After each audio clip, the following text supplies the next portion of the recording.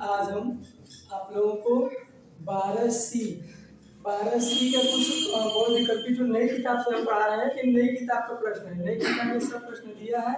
नई किताब का ये आपके सामने हमने प्रश्न दिया है। 12C जो पृष्ठीय क्षेत्रफल का चैप्टर है उसी चैप्टर से हम पढ़ा रहे हैं। ये क्या है? तो 12C का पहली सवाल ये ऑब्जेक्टिव वाला प्रश्न है, बहुविकल्पी वाला प्रश्न है। ये यहाँ पर दिया गया है और इसी से हम आपको पढ़ा रहे हैं। 12C मैथ है।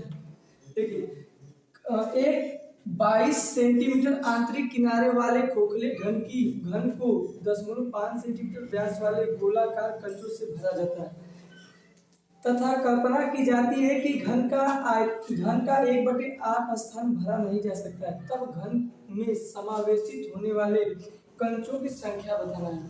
कह रहा है कि देखिए, एक कोई घन है, गोलाकार खोखले का घन है, उसमें उसका व्यास 0.5 सेंटीमीटर है। उसका जो गोला है, ऊपर जो गोला बना है उसका 5 सेंटीमीटर का व्यास है। फिर उसको भरा जा रहा है। देखिए, उसका आंतरिक व्यास कितना दिया है। अब ये घन है तो घन होगा तो घन की भुजा दे दिया है। और इसमें एक चीज और ध्यान से देखिए, इसमें क्या कहा कि 1/8 स्थान को भरा नहीं जा सकता है। तो मतलब पूरा नहीं भरे जाएगा, आधा भरा जाएगा। इसमें तो हम क्या करेंगे, हम पहले क्या करेंगे, पहले इसका पूरे का आयतन निकालेंगे। फिर आयतन निकालने के बाद 1/8 वाले का स्थान निकालेंगे, फिर इसको हल कर देंगे, आ जाएगा। पर देखिए, ये क्या दिया है, घन की भुजा, घन की भुजा बराबर कितना है, 22 सेंटीमीटर। अब घन की भुजा 22 सेंटीमीटर हो गया। अब घन का जब भुजा हमें 22 सेंटीमीटर हो गया है तो घन का आयतन निकाल देंगे। क्या आ जाएगा, घन का आयतन बराबर हो जाएगा, आपका सूत्र होता है भुजा क्यूब। घन का आयतन का सूत्र क्या आता है, भुजा क्यूब होता है। तो भुजा कितना 22 सेंटीमीटर है, तो 22 का क्यूब कर देंगे। तो 22 का क्यूब करेंगे तो कितना आएगा, 22 का क्यूब करेंगे 10,628 आएगा। 10,600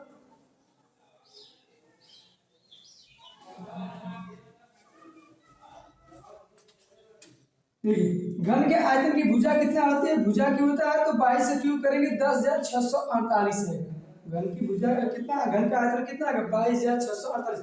अब देखिए, हम यहाँ से एक दिया है घन का व्यास दिया है। घन का व्यास कितना दिया है, तो घन का व्यास 0.5 सेंटीमीटर दिया है। तो हम यहाँ से निकाल लेते हैं। हम यहाँ से निकालेंगे इसका त्रिज्या निकालेंगे, सॉरी यहाँ से यहाँ इसकी त्रिज्या निकालेंगे। तो घन की त्रिज्या निकालेंगे, क्या है, घन की त्रिज्या बराबर हो जाएगा 0.5/2। अब देखिए, दशमलव को पहले हटा देते क्या आ जाएगा, तो दशमलव को देखिए ध्यान से, यहाँ 0/2, यहाँ 2 हो जाएगा। दशमलव को 1 मान लेंगे, उसके पीछे जितना अंक रहेगा उसको 0 मान लेंगे, तो हो जाएगा 1। तो हो जाएगा 5/20 हो जाएगा। 5 × 5 5 × 20, 1/4 सेंटीमीटर आ जाएगा। त्रिज्या हमारी कितनी निकल के आ गई, 1.5 सेंटीमीटर, 1/4 सेंटीमीटर आ गई। अब यहाँ से हम निकाल सकते हैं एक कंचे का आयतन, 1/4 सेंटीमीटर आ गई।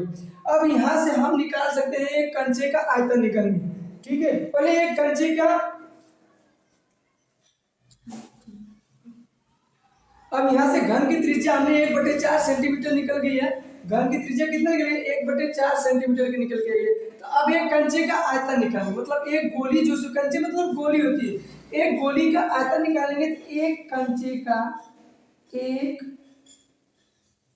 कंचे का आयतन बराबर, एक कंचे का आयतन बराबर, यहाँ पर एक गोली, मतलब यहाँ पर कंचा है तो कंचा गोल होता है, तो एक गोली का आयतन क्या होता है, 4/3πr क्यूब होता है। πr क्यूब होता है, 4/4, 4/3। अब देखिए, इसे मान रख दीजिए, तो 4/3 गुणते 22/7, पाई का मान 22/7, आर का मान 1/4 निकाले तो 1/4 गुणे 1/4 गुणे 1/4 हो जाएगा। फिर इसके बाद अब क्या करेंगे, अब देखिए, ये 4 से 4 कट जाएगा, 2 दूना के 4, 2 एकम्मा 2, 2 एकम्मा 2, ऊपर कितना है 11 आएगा। ठीक है, 11 का गुणा 1 में करें, 11 कम्मा 11, 11 कम्मा 11, 11 कम्मा 11, ये आ जाएगा। ठीक, अब 7 त्रिक 21, 21 गुना 42, 42 4 गुना के 8, 4 चौका 42, 4 गुना के 8, 4 चौका 168 बनेगा। 168 सेमी क्यूब आ जाएगा। 168 सेमी क्यूब। ये क्या आ गया है आपका?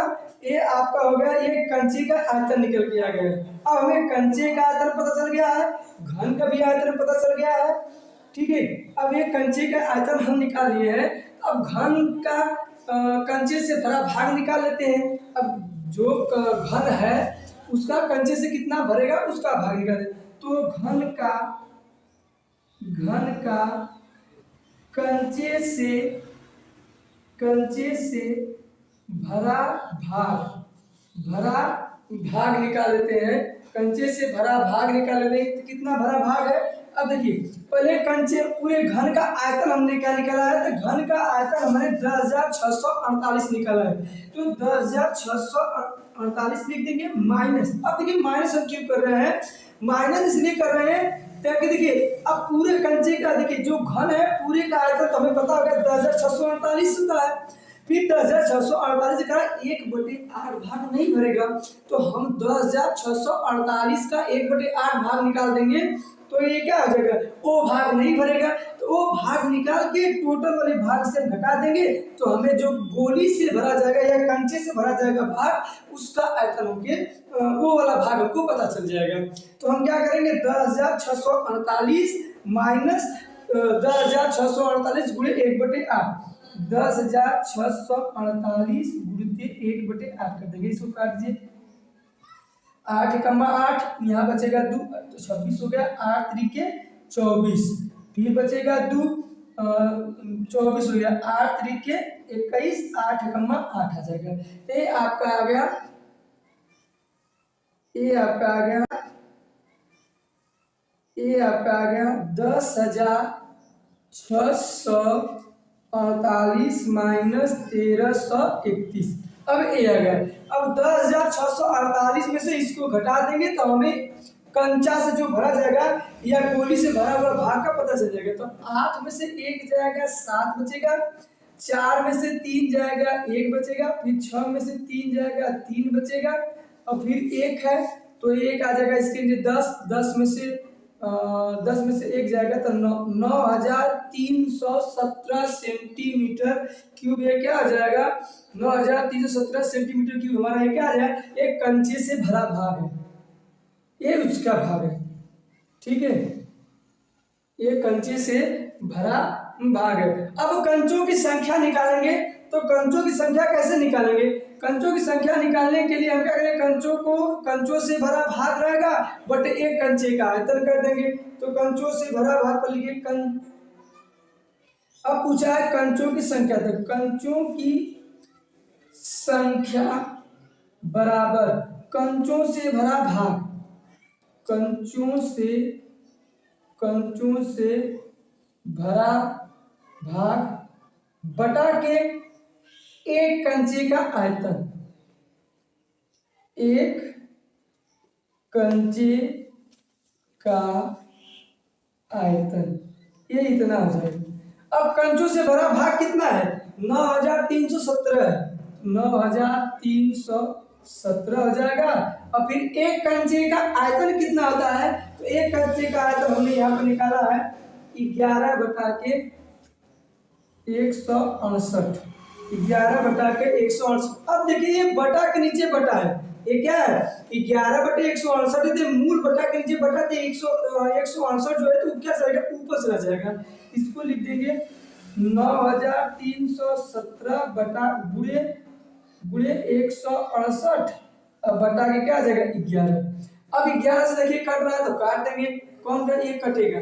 11 बटे 88, यहाँ बचेगा कितना? 3 बचेगा। 11 31 हो जाएगा। फिर 11 दुना 22, फिर 7, 11 सते 77। क्या बार में कटेगा? 11 अठे 88, 11 दुना के 22, 11 सते सभी हमने गलत काट दिया था, फिर से काट रहे हैं। 11 से काटेंगे, 11 कम्मा 11, 11 बटे 88, 11 चौक 44 हो जाएगा। 11 सत्ते 77 हो जाएगा। अब क्या बचेगा, 8447 गुणे 168 आ जाएगा। अब इनका आपस में गुणा कर देंगे, तो गुणा करने के बाद हमें मिल जाएगा ये एक गुणा करने के बाद मिलेगा 142296 आ जाएगा, इतना आ जाएगा, जो आपका पहला ऑप्शन सही है। ठीक है, ये आएगा आपका सेमी, अरे संख्या पूछा है तो इतनी संख्या जाएगी, ये हो जाएगा आपका आंसर हो जाएगा। आपका सही है option number, sorry option number 2 सही है, सॉरी 1 सही है, इसी ऑप्शन नंबर 1 सही है। ऑप्शन, इसका ऑप्शन कितना सही हो गया है, इसका ऑप्शन 1 सही हो गया है, पहला ऑप्शन सही है। ऑप्शन, इसका ऑप्शन कितना सही हो गया है, इसका ऑप्शन 1 सही हो गया है, पहला ऑप्शन सही है, तो ये क्या आ जाएगा। एक बार सवाल को फिर से हम समझा रहे हैं आप लोगों को। तो ये अब देखिए, इस प्रश्न था, एक 22 सेंटीमीटर आंतरिक किनारे वाले खोखले का घन 0.5 सेंटीमीटर व्यास गोलाकार कंचों से भरा जाता है तथा कल्पना की जाती है कि घन का 1/8 स्थान भरा नहीं जा सकता है, तब घन में समावेशित होने वाले कंचों की संख्या बताना है। अब देखिए, सबसे पहले हम ऑप्शन देखिए, ऑप्शन नंबर ये आप पहला ऑप्शन है, दूसरा ऑप्शन है, तीसरा ऑप्शन है, चौथा ऑप्शन है। तो सवाल को पहले इसमें दिया क्या, देखिए घन की भुजा कितना दिया है, घन की भुजा आपका 22 सेंटीमीटर दिया, तो हमने 22 सेंटीमीटर लिख लिया। फिर हम घन की भुजा जब हमको पता है तो हम घन का आयतन ज्ञात कर लेते हैं। तो घन का आयतन का सूत्र होता है भुजा क्यूब या ए क्यूब। तो भुजा हमारी क्या है 22 सेंटीमीटर, 22 के क्यूब करेंगे तो 10,648 आ जाएगा। ये 10,648 सेमी क्यूब आएगा यहाँ पर आपका। फिर उसके बाद घन का, अब क्या करते हैं, घन का व्यास कितना दिया है, घन का व्यास 0.5 सेंटीमीटर दिया है, तो यहाँ पर क्या लिखते हैं, घन का व्यास बराबर 0.5 सेंटीमीटर। जब हमें घन का व्यास 0.5 सेंटीमीटर पता हो गया है, तो हम क्या करेंगे, हम उसकी त्रिज्या निकाल लेते हैं। हम उसकी त्रिज्या निकालेंगे तो उसका व्यास की त्रिज्या क्या होती है, आधी होती है। जब त्रिज्या व्यास की आधी होती है तो हम क्या कर देंगे, 0.5/2 कर देंगे, फिर 0.1 मान लेंगे, 0.1 मानेंगे, उसके नीचे उसके दाहिने साइड जितना होता है उसको 0 मान लेंगे, तो क्या आ जाएगा, गुणे 10 हो जाएगा। ये 5/10 गुणा 2 में कर देंगे, 5/20 हो जाएगा, बराबर 1/4 सेंटीमीटर हो जाएगा। अब यहाँ से क्या करेंगे, अब ये जो गोली है या कंचा है उसका हम आयतन ज्ञात करें कि जब वो घन में रखा जाएगा तो कितना स्थान घेरेगा। तो कंचे का आयतन, एक कंचे का आयतन बराबर 4/3 पाई आर क्यूब, ये उसका सूत्र होता है, तो उसका सूत्र हम लिख देंगे। फिर यहाँ पर देखिए 4/3 लिख दिए हैं, पाई है, पाई का मान 22/7 तो 22/7 गुणे आर क्यूब। तो आर का मान हम क्या निकालें, 1/4 क्यूब है, 3 बार लिख देंगे, 1/4 लिख देंगे। फिर हम क्या किए, 4 से 4 काटे हैं, फिर 2 से काटे, 2 दूना 4, 11 दूना 22 होता है। फिर उसको काटे, फिर देखिए ऊपर अंश में कुछ नहीं बचा है, जो न्यूमरेटर है, न्यूमरेटर में क्या है, कुछ नहीं बचा है। ठीक है, तो ये क्या हो जाएगा, इसको हम गुणा कर देंगे, 1 का गुणा 1 में करेंगे, 11 का मान 11, 11 का मान 11, 11 का मान 11, देखिए आ जाएगा ऊपर अंश का 11 आ जाएगा। फिर उसके बाद क्या आ जाएगा, 7 गुणा 3 में करेंगे 21 हो जाएगा, फिर 21 गुणा 2 में कर देंगे 42, 42 गुणा 4 में कर देंगे तो क्या आ जाएगा 168 सेमी क्यूब हो जाएगा। ठीक है, इसके बाद 11/168 सेंटीमीटर क्यूब। घन का कंचे से भरा भाग, अब क्या करेंगे, जो घन हम मिला है उसका वो कंचे से कितना भाग भरा है वो वाला हम हिस्सा निकालते हैं। अब देखिए वो कैसे निकलेगा, तो हम क्या करेंगे, पहले जितना भाग स्थान खाली है उस वाले स्थान को, जो पूरा आयतन है, पूरे आयतन में से खाली वाले स्थान वाले को हम घटा देंगे, तो हमें क्या निकल के आ जाएगा, हमें जितना कंचों से भरा भाग है वो पता चल जाएगा। तो घन से भरा भाग बराबर क्या आ जाएगा, पहले उसका पूरा आयतन निकाले 10,648 लिख देंगे। यहाँ माइनस हमने क्यों किया, इसको समझिए, माइनस 10,648 में 1/8 हमने क्यों किया है, क्योंकि हम यहाँ पर पहले ये पता करेंगे ताकि कितना भाग क्या है, खाली है। तो हम एक खाली क्या है, खाली है, तो हम एक खाली निकालने के लिए उसका 10,648 का 1/8 भाग कर देंगे तो हमें खाली वाला निकल। तो खाली कितना भाग है, 1321 भाग है, 1331 सेंटीमीटर।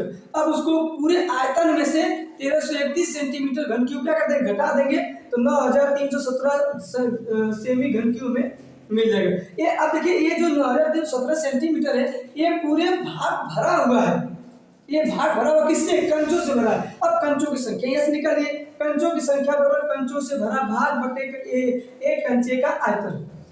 अब ये सूत्र हो गया। अब इस पे क्या करेंगे, हम पूरे कंचों से भरा भाग 9317 है, तो 9317 बटा के 11 बटा के 168। अब देखिए जो 168 है वो बटा के नीचे बटा है, उसको ऊपर भेज देंगे, ये ऊपर चला जाएगा तो 9317 गुणे 168 हो जाएगा, बटा के 11 हो जाएगा। फिर उसके बाद जो काट दिए 11 से 847 पर काटा, उसको कटने के बाद 847 से गुणा 168 पे कर देंगे तो 14,2296 आ जाएगा, जो ऑप्शन नंबर 1 में दिया है। ये आपका ऑप्शन नंबर 1 में हो सकता है कि आपको आपके ऑप्शनों में किताब में ऑप्शन नंबर जो पहला जो चेंज हो, तो वहां पर क्या लेंगे, देखिए हो सकता है कि आपकी किताब में दिया 14,000 ये 14, 22, 44 दिया हुआ है आपका करके, तो ऑलमोस्ट उसी को आंसर माने, क्योंकि 22 लगभग 44 के क्लोज में है, ये क्या है, ये आंसर उसके क्लोज में रहेगा, तो ये वाला आंसर आपको टिक मार के आगे परीक्षा में दिया आपसे थोड़ा सा इधर कर देता है, तो आगे पीछे तो उसको मैनेज कर लेंगे। ठीक है, ये आपका क्वेश्चन नंबर 1 था। आप क्वेश्चन नंबर 2 देखेंगे अगले वीडियो में। अब देखते हैं क्वेश्चन नंबर 2।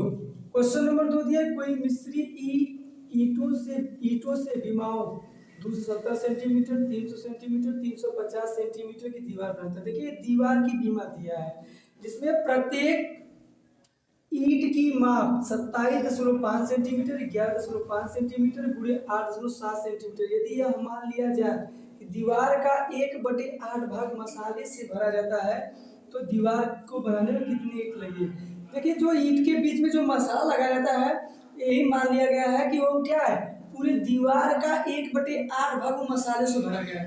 ईंट को जोड़ने के लिए बीच में जो मसाला डाला जाता है वो कितना है, पूरी दीवार के आयतन का 1/8 भाग है। तो अब क्या करेंगे, इसमें हम पहले इसका आयतन निकाल लेते हैं। आयतन निकालने के बाद पहले दीवार का आयतन निकाल लेते हैं, फिर ईंट का आयतन निकालेंगे। फिर दीवार का आयतन निकालने के बाद अब उसमें कितने ईंट है, तो हम क्या करेंगे, मसालों वाला भाग घटा देंगे। देखिए ये जो दूसरा नंबर का सवाल है, पहले नंबर के सवाल जैसे ही है, बस थोड़ा सा प्रोसेस, कुछ सब प्रोसेस उसी तरह है। पहले आयतन सबका निकालेंगे और वैसे ही है सवाल।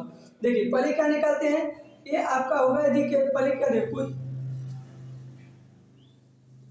कोई मिस्त्री ईंटों से बिमाओ के इतना दिया है, तो पहले क्या करेंगे, पहले दीवार का आयतन निकालते हैं। तो दीवार का आयतन जब निकालेंगे, दीवार का आयतन, दीवार का आयतन क्या आ जाएगा, 270 गुणे 300 गुणे 35, 350, ये सेंटीमीटर में है। जब इसको हम हल करेंगे तो ये हमें आ जाएगा, देखिए 27×81, ये क्या आ जाएगा, 27×81, ये 3 जीरो हो जाएगा, 8100 गुणे 3350 आ जाएगा।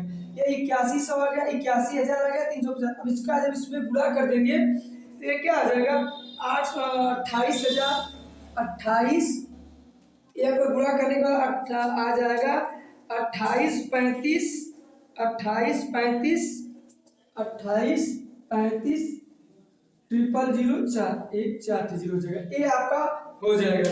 ये आपका पूरा करने के बाद आएगा 28, 35, 400 सेमी की हो जाएगा, ये आपका हो जाएगा।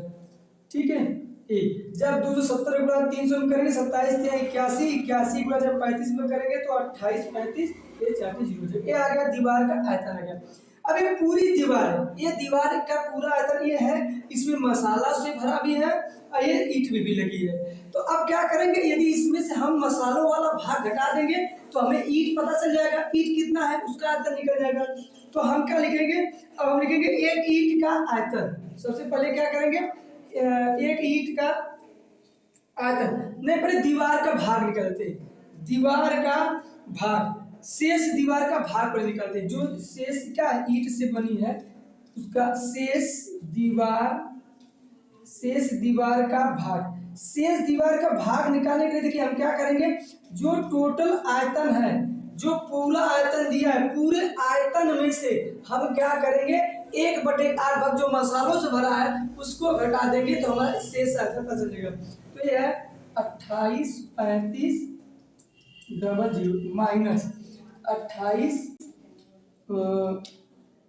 0000 गुणे 1/8।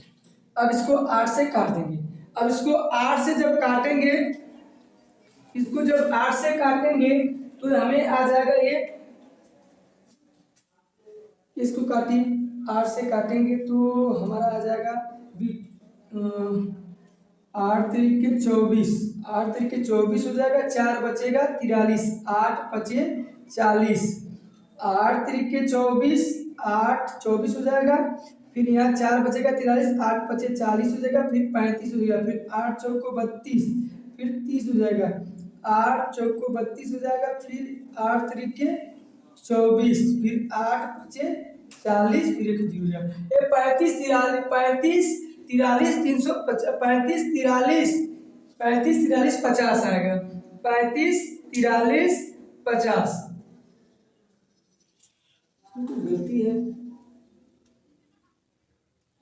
एक देखिए काटने में थोड़ा सा गलती कर रहे हैं, आप एक भागी दे लेते हैं इधर से, 28 35 डबल ये हो गया, आपको 8 से भाग देना, 8 चौको 8 तरीके 24 हो जाएगा, ये हो जाएगा 4 43 हुआ, 8 पचे 40, ये हो गया 3 बचा, अब एक 5 करेंगे 35, तो 8 चौको 32, फिर ये हो जाएगा 3, अब 30, 8 तरीके 24, 8 तरीके 24 हो जाएगा, यहाँ बचेगा 6, अब ये जीरो हो जाएगा 60 हो जाएगा, तो ये हो जाएगा 8 सत्ते 56, ये 56 हो जाएगा, फिर ये 40 हो जाएगा, तो ये जीरो ये वाला आ जाएगा, तो 8 पचे 40, फिर जीरो, ये आ जाएगा आपका 354 700 354 375 जीरो, इतनी बार में कटेगा, ये हो जाएगा 28 35 माइनस 35 43 300, ये हो जाएगा। अब इसको घटा दीजिए, तो जीरो में से जीरो जाएगा तो जीरो बचेगा, जीरो में से जीरो जाएगा जीरो, अब 10 में से 5 जाएगा 5, यहाँ बचा 9, 9 में से 7 जाएगा 2, और फिर ये 9 में से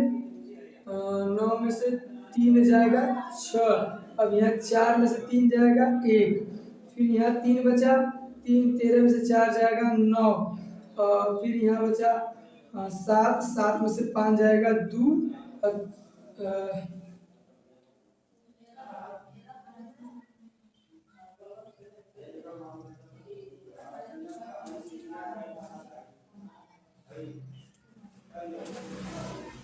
अब देखिए जब इसमें से इसको घटाएंगे तो हमें कितना मिल गया, ये हमें मिल गया 24 80 62 50 किया गया, ये शेष दीवार का भाग आ गया, ये क्या आ गया है, शेष दीवार का भाग आ गया है।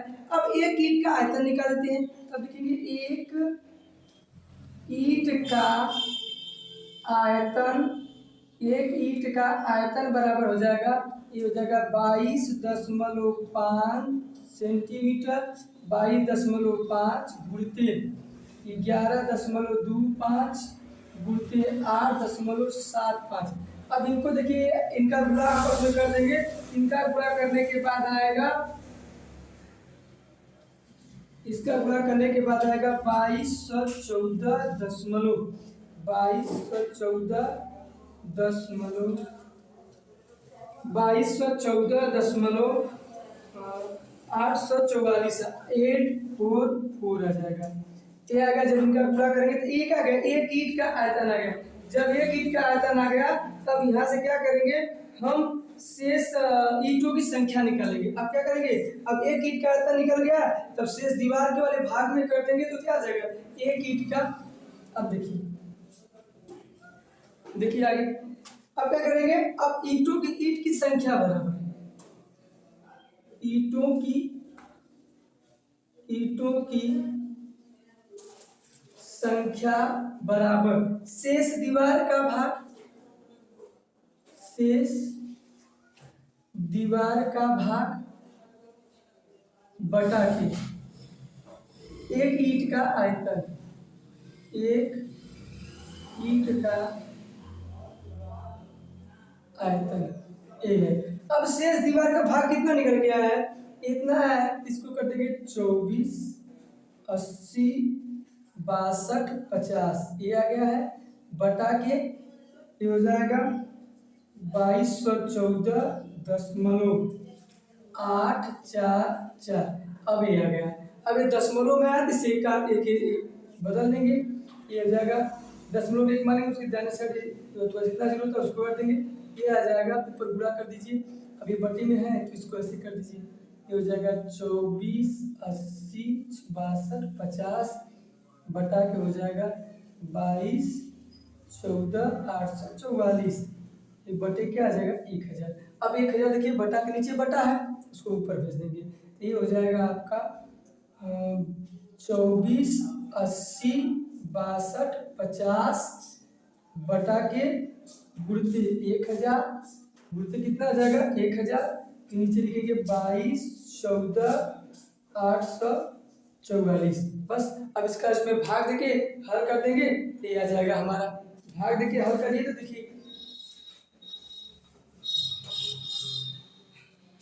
अब देखिए इसको भाग देके हल करेंगे, इसको काटेंगे तो ये इसको गुणा करके लिख लीजिए।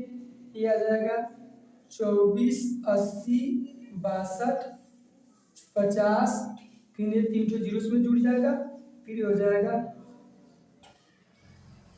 22 14 844, 22 14 844। अब इसको भाग देके हल करेंगे, 22 14 844। अब इसको भाग देके हल करेंगे तो आ जाएगा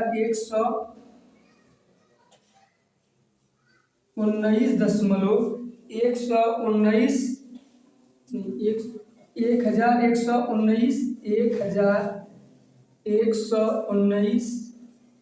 1119 दशमलव 998 998 आएगा ऑलमोस्ट, और लगभग जा रहा है। देखिए ये 1119 है तो हम इसे 1120 लिख सकते हैं, 1120 लगभग। ये क्या आ जाएगा 1120 लगभग हो जाएगा। ये आपका ये आंसर हो जाएगा। तो ऑप्शन देखिए कौन सा ऑप्शन मिल रहा है, तो ये आपका एक है, देखिए यहाँ पे ये वाला 20 हो जाएगा, तो यहाँ पर ये आपका 0 हो जाएगा ना, 200। 119 है तो 200 हो जाएगा, 11200 हो जाएगा, सॉरी ये 11200 हो जाएगा। ठीक है, 11000 कितना आ जाएगा 200। यहाँ पर यहाँ देखिए गलत हमने लिखा है, यहाँ पर हो जाएगा आपका ये कितना हो जाएगा 11199 लिखना चाहिए, गलती से हमने वहाँ पे लिख दिया था 11199 हो जाएगा। हम 11199 को 11200 लिख सकते हैं, लगभग ये हमारा आंसर आ जाएगा। ये हमारा क्या जाएगा ऑप्शन नंबर 2 हमारा सही हो जाएगा। यहाँ पर लिख सकते हैं ऑप्शन नंबर दूसरा सही है। ये आपका प्रश्न था, इसको एक बार और देख लेते हैं, समझा देते हैं आपको अच्छे से। देखिए ये प्रश्न दिया था, एक प्रश्न में दीवार का पहले सबसे पहले हम आयतन निकाले हैं। आयतन हमारा इतना आ गया है, इकाई दहाई सैकड़ा हजार 10,000 लाख 10 लाख करोड़ 28 करोड़ 35 लाख हमारा आयतन आ गया है। फिर शेष दीवार का हमने आयतन निकाला, शेष दीवार का भाग निकाला। तो शेष दीवार निकालने के लिए बोला जितना सीमेंट्स का भाग 1/8 है उसके पूरे आयतन में का हम उसका भाग निकाल देंगे और टोटल भाग में से घटा देंगे तो हमें शेष दीवार का भाग पता चल जाएगा। फिर हमने क्या किया, एक ईंट का आयतन निकाले, एक ईंट का आयतन आपका इतना आ गया है। फिर ईंट की संख्या में निकाल दिया, ईंटों की संख्या क्योंकि दीवार में कितना ईंट संख्या लगे उसको हमने निकाल दिया। दीवार शेष दीवार का भाग बटा के एक ईंट का आयतन कर दिए। फिर यहाँ से इसको हमने रख के हल कर दिया है। जब इसका आंसर आ गया तो क्या यहाँ पर ध्यान दीजिएगा 11,199.998 कुछ समथिंग आगे जा रहा था, हमने पूरा नहीं लिखा है। हम 11,190 को लगभग कितना लिख सकते हैं 11,200। ये 11,200 हमारा क्या आ जाएगा, ये आंसर हो जाएगा। अब अगले देखते हैं क्वेश्चन नंबर 3 देखते हैं। अब क्वेश्चन नंबर 3 देखते हैं। क्वेश्चन नंबर 3 दिया है आपका तिर्यक ऊंचाई 45 सेंटीमीटर और एक बाल्टी के ऊपरी और निचले सिरे की त्रिज्या है क्रमशः 28 सेंटीमीटर 7 सेंटीमीटर है। इस बाल्टी का वक्र पृष्ठीय क्षेत्रफल ज्ञात कीजिए। देखिए एक बाल्टी होती है, तो बाल्टी यहाँ पे कैसी होती है, बाल्टी में 2 त्रिज्याएं होती है या 2 व्यास होते हैं। एक ऊपर जो ज्यादा होता है, नीचे वाला कम होता है। तो ऊपरी सिरे वाला बाल्टी का कितना दिया 28 सेंटीमीटर त्रिज्या दिया है। निचले सिरे का जो पतला सकरा करार होती है उसका दिया है 7 सेंटीमीटर दिया है। देखिए बाल्टी के लिए छिन्नक का सूत्र का प्रयोग करते हैं। बाल्टी के लिए छिन्नक का सूत्र होता है, उसका प्रयोग करते हैं। पहले जो दिया है पहले लिख लीजिए। पहले क्या दिया, बाल्टी के ऊपरी सतह, बाल्टी के ऊपरी सिरे की त्रिज्या, बाल्टी के ऊपरी सिरे की त्रिज्या। पहले इसको देखते हैं, बाल्टी के ऊपरी सिरे की त्रिज्या कितना दिया है 28 सेंटीमीटर। बाल्टी के ऊपरी सिरे की त्रिज्या कितना दिया है 28 सेंटीमीटर। बाल्टी के निचले सिरे की त्रिज्या कितना दिया है 7 सेंटीमीटर दिया है। ऊपरी सिरे के 28, निचले सिरे क्या दिया है 7 सेंटीमीटर दिया है। तो हम क्या कर देंगे, अब इसकी तिर्यक ऊंचाई में दिया है, तिर्यक ऊंचाई कितना दिया है 45। तो तिर्यक ऊंचाई यल बराबर 45 सेंटीमीटर, 45 सेंटीमीटर अब दिया। तो अब यहाँ पर छिन्नक का सूत्र लगा देंगे, या बाल्टी का वक्रपृष्ठीय क्षेत्रफल के लिए हम छिन्नक का सूत्र लगाते हैं। लिखेंगे बाल्टी का वक्रपृष्ठीय क्षेत्रफल बराबर होता है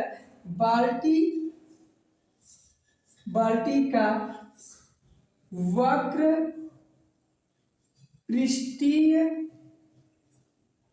क्षेत्रफल बराबर होता है पाई एल ब्रैकेट में R1 प्लस R2। अब देखिए जो पहले, इसको यहाँ पर ध्यान देखिए, ये जो ऊपरी त्रिज्या है उसको R1 मान लेते हैं, जो निचली त्रिज्या है उसे R2 मान लेते हैं। बस अब इसे रख दीजिए, पाई का मान 22/7, यल का मान 45, ब्रैकेट में R1 का मान 28, R2 का मान 7। 22/7 गुणे 45, ब्रैकेट में इसको जोड़ देंगे तो क्या 28 7 35, 7 कम्मा 7 7 5 35 हो जाएगा। तो अब 5 गुणा इसमें कर दीजिए, 5 गुणा के 10, 5 गुणा के 10, 22 5 110 गुणे 45। अब इसको गुणा कर दीजिए, 11 25 55 को 5 कैरी बचा 5, 11 44 44 5 49, 49 50 क्या आ जाएगा आंसर आ जाएगा, क्या आ जाएगा 49 50 सेमी स्क्वायर, हमारा क्या आ जाएगा आंसर आ जाएगा, ये हमारा क्या आ जाएगा आंसर। एक बार और सवाल देख लीजिए, सवाल नंबर 3 था, तिर्यक ऊंचाई 45 सेंटीमीटर दिया है और ऊपर है और निचले सिरे की त्रिज्याएं दिया गया है। तो हम लिख लेंगे बाल्टी के ऊपरी सिरे की त्रिज्या, बाल्टी के ऊपरी सिरे की त्रिज्या क्या है 28 सेंटीमीटर, बाल्टी के निचले सिरे की त्रिज्या 7 सेंटीमीटर है।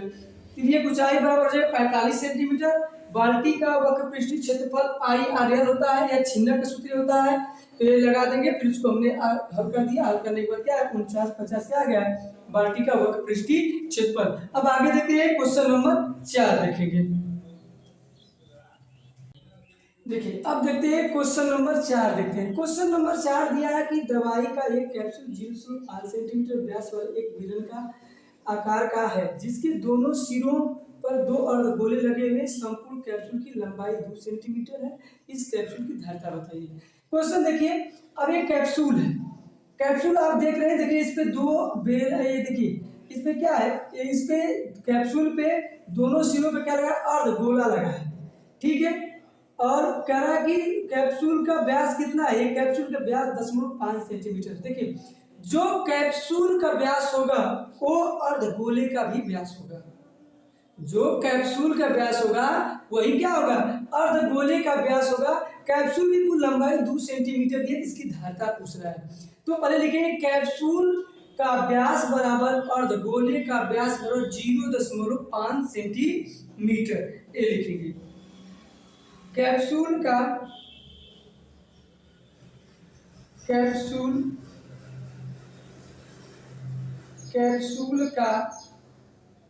व्यास बराबर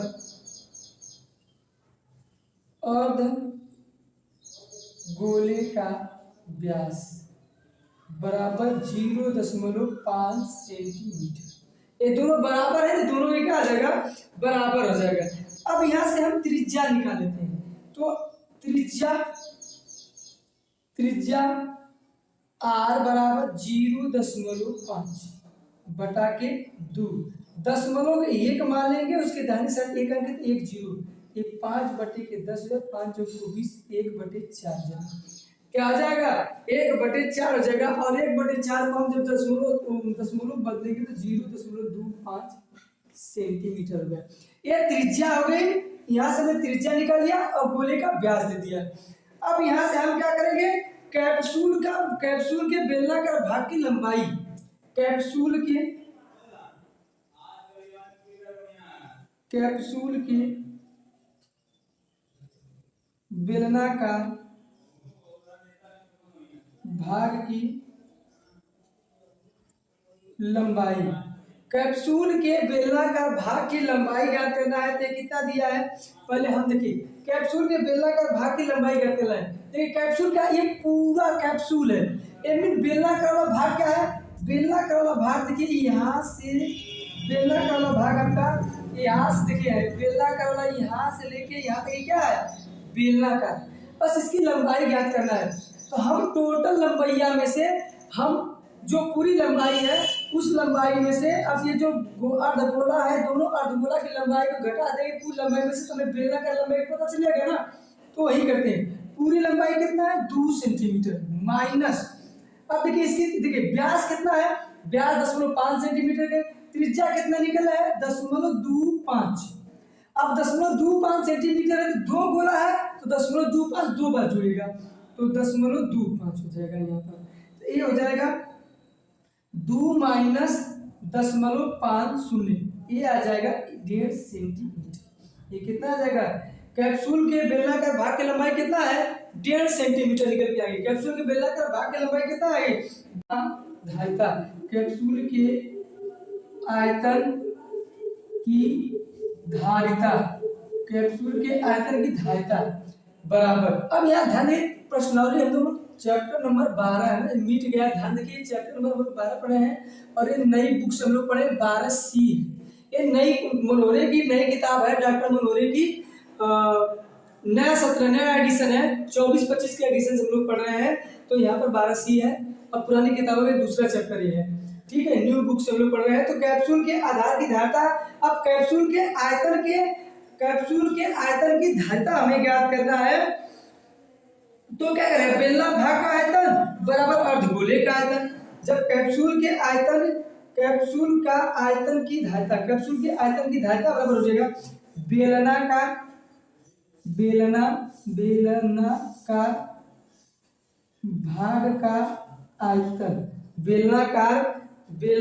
भाग का आयतन, बेलनाकार भाग का आयतन प्लस बेलनाकार भाग का आयतन प्लस अर्धगोले का आयतन, अर्धगोले का आयतन। देखिए अर्धगोला क्या है 2 ठे, तो यहाँ पर क्या कर देंगे 2 से गुणा कर देंगे, यहाँ क्या कर देंगे 2 से गुणा कर देंगे, ठीक है, क्योंकि एक अर्धगोला ई एक अर्धगोला ई दोनों हो जाएगा।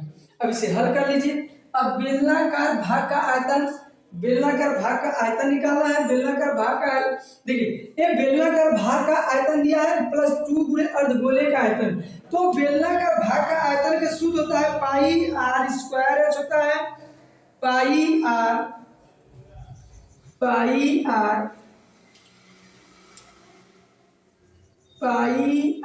स्क्वायर एच होता है प्लस 2 गुणे अर्धगोले का आयतन है 2/3 पाई आर क्यूब होता है, 2/3 पाई आर क्यूब होता है। अब ये हो गया, ठीक है, पाई आर क्यूब हो गया। अब देखिए अब पहले सूत्र तो हमने लिख दिया, सूत्र क्या किए लिख दिया। अब आगे हल करते हैं। अब आगे हल करेंगे तो हम क्या करते हैं, देखिए अब क्या करते हैं, हम पाई आर स्क्वायर कामा लेंगे तो हमें क्या मिलेगा एच मिल जाएगा यहाँ से, तो 2 दूना के 4 4/3 2 दूना के 4/3 पाई कामा लेंगे तो यहाँ पर आर बच जाएगा, ठीक ये गया। अब इसको हल कर देते हैं, अब इसको हल करते हैं। तो इसको हल जब करेंगे तो पाई का देखिए यहाँ पर पाई का मान रखने के लिए दिया है 22/7 रखेंगे तो पाई का मान क्या आ जाएगा, पाई का मान 22/7 गुणे आर का मान कितना है, आर का मान 0.25 है, आर का मान कितना है 0.25 है, तो 0.25 गुणे 0.25 ये हो जाएगा, क्योंकि आर स्क्वायर है ब्रैकेट में यह ऊंचाई कितना दिया है, बेलना भाग की लंबाई को वही का ऊंचाई रख देंगे 1.5 हो जाएगा प्लस 4/3 गुणते 0.25 ए हो गया, मान रख दी सबका। ये मान रखने के बाद सबका आया है, ठीक है। अब इसको हल करते हैं। लगेगा तो जीरो यहाँ लगा देंगे, यहाँ पर ये लगा देंगे, क्या जाएगा ब्रैकेट में 1.5 25 चौका 1.5 प्लस 25 चौका 100 हो जाएगा, 100 पे 2 तो 1/3 हो जाएगा। देखिए ये क्या हो जाएगा, ध्यान से देखिए यहाँ पर, यहाँ काम नहीं किया है। 25 को गुणा 4 में कर देंगे तो 100 हो जाएगा, 1 लग जाएगा, तो ये हो जाएगा। ये हमारा कट गया, ये हमारा हो जाएगा 1, ये हमारा क्या हो जाएगा 1/3 हो जाएगा। 25 चौका 100 करेंगे, 100 2 पे दशमलव लग जाएगा, 10 हट जाएगा तो 1/3 हो जाएगा। तो अब क्या करें, अब इसको हल करते तो ये 22/7 गुणते ब्रैकेट 0.625, अब इसको बटे 1 मान लेंगे, ये हो जाएगा, एलसीएम ले लेंगे 3 हो जाएगा। तो 1 × 15 × 45 4.5 हो जाएगा, 4.5 प्लस 1 3 1 हो जाएगा, ये हो गया।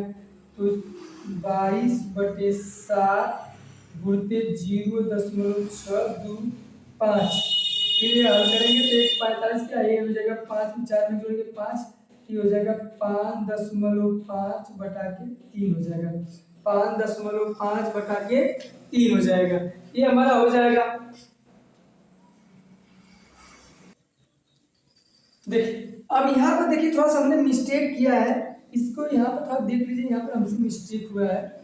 ये क्या होगा, 0.0625 होगा, 0.0625 हो जाएगा।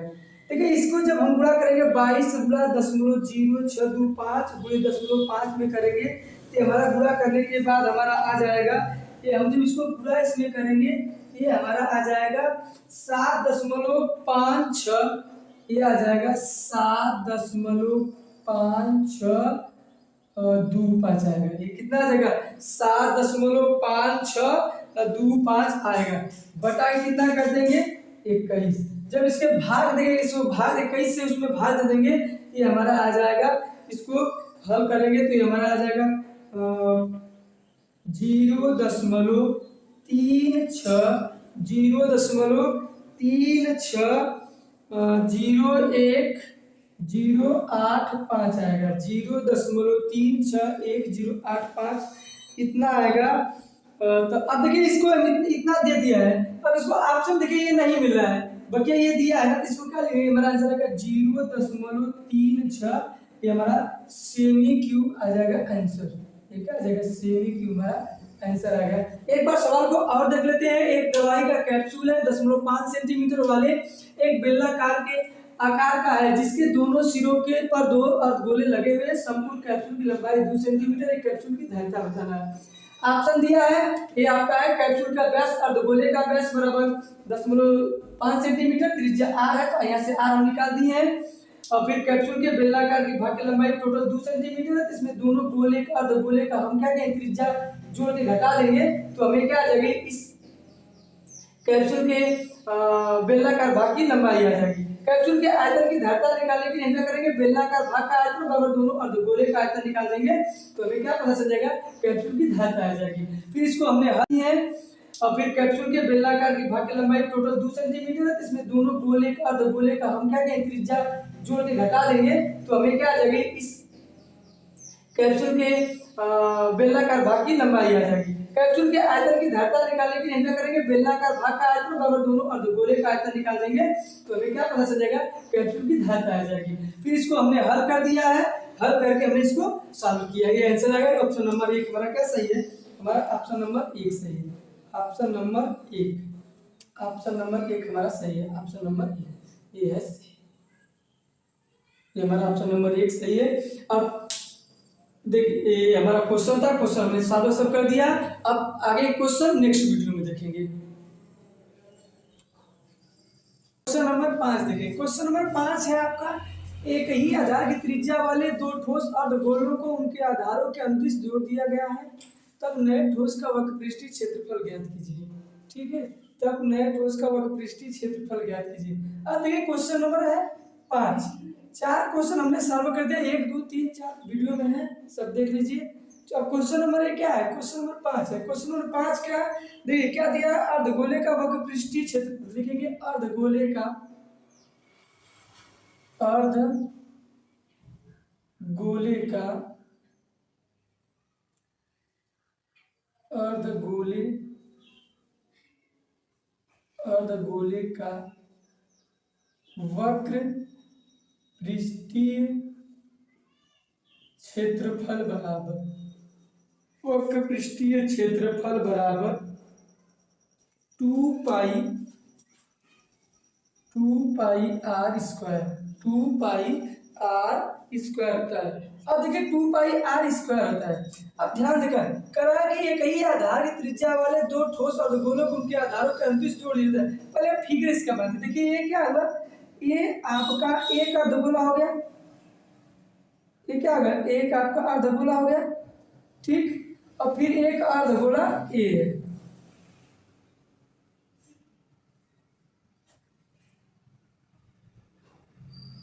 ठीक है। अब क्या करना है, ये दोनों अर्धगोला को इनके आधार के अंतरिक्ष क्या कर देना है, जोड़ देना है। अब इस अर्धगोले को उठा के इसी पर रख दिया जाए तो क्या कर रहा है, तब इसे हल करना है। अब देखिए इसको जब ऊपर से देखा कि इसको देखिए ये हमारा गोला हो गया। अब इसी पे क्या करना है, इस वाले गोले को ऊपर से लगा के रख देना है,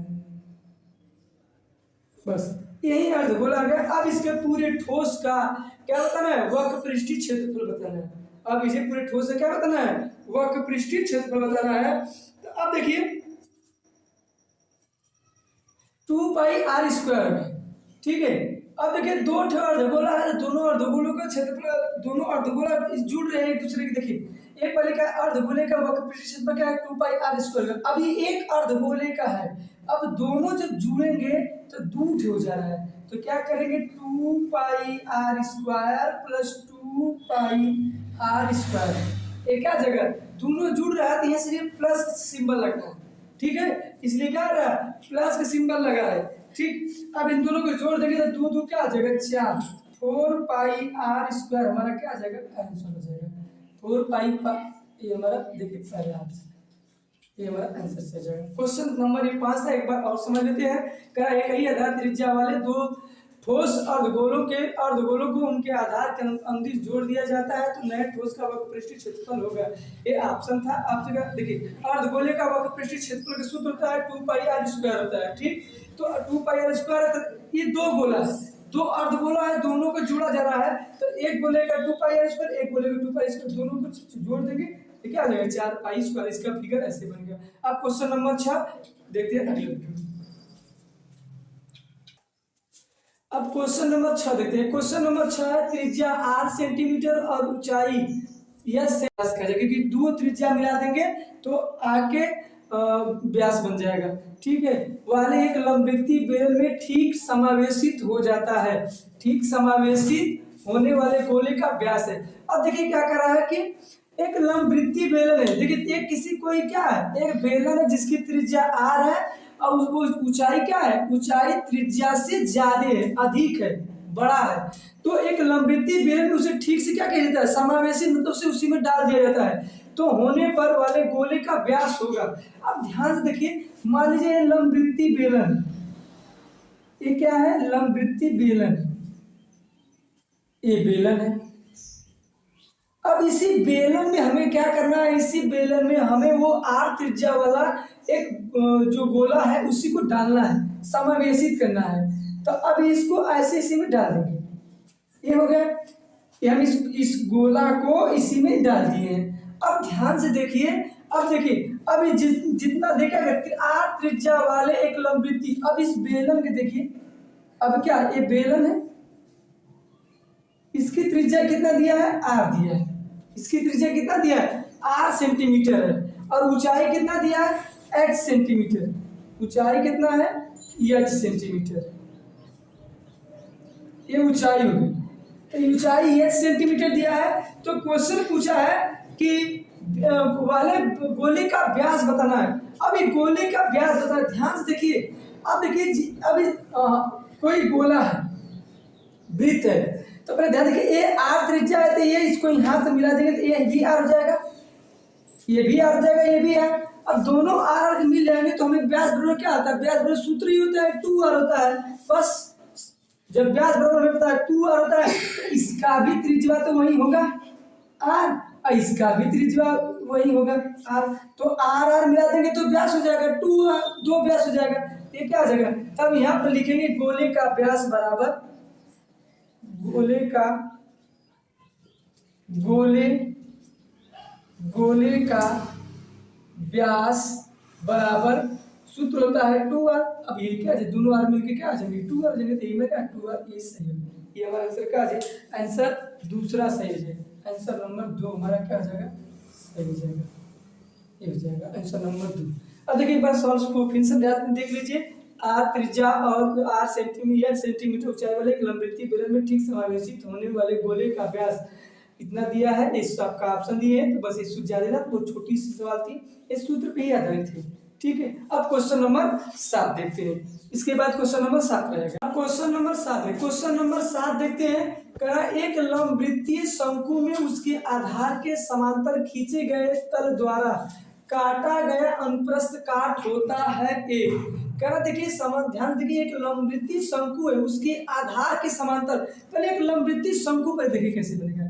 एक शंकु बना देते हैं, शंकु कैसा होता है, एक बर्थडे वाली टोपी होती है वैसे ही होती है, ये शंकु, ये आपको बर्थडे वाला टोपी वाला मिल गया, ये हो गया, ये शंकु हो गया। शंकु में जो क्या है, शंकु में उसके आधार है, देखिए ये शंकु के, शंकु का आधार ये हो गया। अब इसी आधार के समांतर, अब इसी आधार के समांतर क्या गया है, खींचे गए तल द्वारा काटा गया एक अनुप्रस्थ काट है। अब इसी के समांतर हमें क्या करना है, एक अनुप्रस्थ काट खींचना है। तब देखिए इसी के समांतर एक ऊपर खींचिए,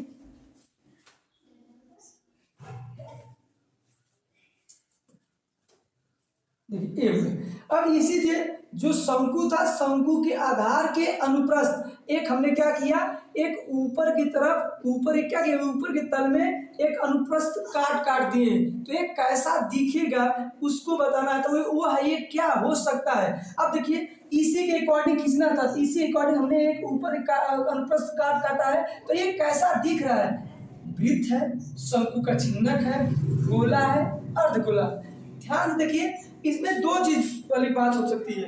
देखिए पहला ऑप्शन हम छोड़ देते हैं, दूसरे ऑप्शन पे आते हैं, शंकु का छिन्नक। देखिए शंकु का छिन्नक कब सही होगा, जब ये बल्टी के आकार का होता है, तो बल्टी के आकार की थोड़ी है गोला, ये है, ये बल्टी के आकार की थोड़ी है कि इसको कहेंगे शंकु का छिन्नक।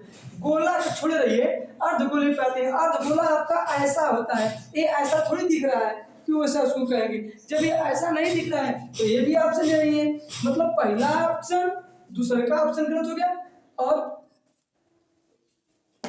तीसरा ऑप्शन गलत हो गया, चौथा ऑप्शन, पहला ऑप्शन दूसरा ऑप्शन गलत हो गया। अब ये कैसा दिख रहा है, ये गोला नहीं है, ये वृत्त है, ये क्या है, वृत्त है, ये गोल नहीं, ये वृत्त जैसा दिख रहा है, तो इसका ऑप्शन क्या आ जाएगा, आंसर पहला से हो जाएगा वृत्त, ये वृत्त है, ये वृत्त हो जाएगा। अब देखते हैं question number 8। Question number 8, question number 8 है, दो गोलों के आयतनों का अनुपात 64:27 है, उसके पृष्ठीय क्षेत्रफलों का अनुपात है। देखिए उसके आयतनों का अनुपात दे दिया है और उसके पृष्ठीय क्षेत्रफलों का अनुपात पूछ रहा है, तो पहले हमें इसका लिखते हैं सॉल्यूशन लिखते हैं इसका। पहले दो गोला है, दो गोलों का अनुपात दिया 64:27 दिया है, तो पहले गोले का अनुपात लिखेंगे, पहले गोले का अनुपात, पहले गोले का अनुपात बटा के दूसरे गोले का अनुपात, दूसरे गोले का अनुपात, पहले गोले का अनुपात बटा के दूसरे गोले का अनुपात, ठीक है, ये आपका हो गया। अब दिया कितना है 64/27, 64:27 है, देखिए 64/27 लिखिए। अब ये तो उसके आयतनों का दिया है, तो अब यहाँ देखिए हम इसका सूत्र क्या होता है, पहले गोले का गोले के गोले का आयतन का सूत्र क्या होता है? 4/3 पाई आर क्यूब होता है। अब देखिए ये पहला गोला, इसे R1 कर लेंगे और ये दूसरा का गोला है तो 4/3 pi r cube R2 pi r cube, ये 64/27 हो जाएगा। अब इसको देखिए, ये 4 पाई से 4/3 पाई से 4/3 पाई क्या हो जाएगा? कट जाएगा। 4/3 पाई से 4/3 पाई कट जाएगा, बचेगा ए R1 का क्यूब बटा के R2 का क्यूब बराबर 64/27 ये बचेगा। तो हम ये क्या करेंगे, अभी देखिए ये किसका क्यूब है? तो R1 का क्यूब बटे R2 का क्यूब, ये है आपका 64, 4 का क्यूब है और 27 किसका क्यूब होता है? 3 का क्यूब होता है। तो हम इसको क्या करें, हम इसको ऐसे लिख देंगे R1 का क्यूब बटे R2 का क्यूब होल क्यूब ले लेते हैं। देखिए दोनों का घात क्या है? जब दोनों का घात बराबर रहेगा तो इसे एक ब्रैकेट में बंद कर देंगे। इससे क्या कर देंगे? एक ब्रैकेट में बंद कर देंगे। ये भी हो जाएगा 4/3 का होल क्यूब हो जाएगा। अब देखिए इसको 3 से काट दीजिए, देखिए आ जाएगा R1 बटा के R2 बराबर कितना आ जाएगा? 4/3 हो जाएगा। मतलब R1 का मान 4 आ गया, R2 का मान 3 आ गया। तो आपसे क्वेश्चन पूछा है उसके पृष्ठीय क्षेत्रफल, मतलब गोले का पृष्ठीय क्षेत्रफल पूछा है। तो गोले का पृष्ठीय क्षेत्रफल का अनुपात का सूत्र हो जाएगा गोले का पृष्ठीय क्षेत्रफल का अनुपात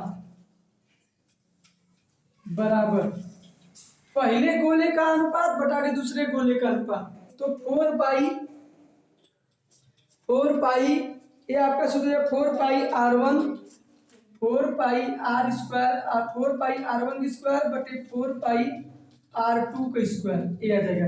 तो 4 पाई से 4 पाई कट जाएगा, बचेगा R1 का स्क्वायर बटे R2 का स्क्वायर। तो R1 का मान 2 का स्क्वायर, तो R1 का मान कितना है? 4 है। R2 का मान कितना है? 3 है। तो अभी दोनों को स्क्वायर कर देंगे, ये क्या आ जाएगा? ये क्या आ जाएगा? 4 का स्क्वायर कर देंगे, 3 का स्क्वायर कर देंगे, तो 4 चौका 16 बटा के 9, ये आ जाएगा। उनके पृष्ठीय क्षेत्रफलों का अनुपात कितना आ जाएगा? 16:9। 16:9, ये आपका ऑप्शन नंबर 4 सही है। ऑप्शन नंबर क्या सही है? 4 सही, ये ऑप्शन नंबर 4,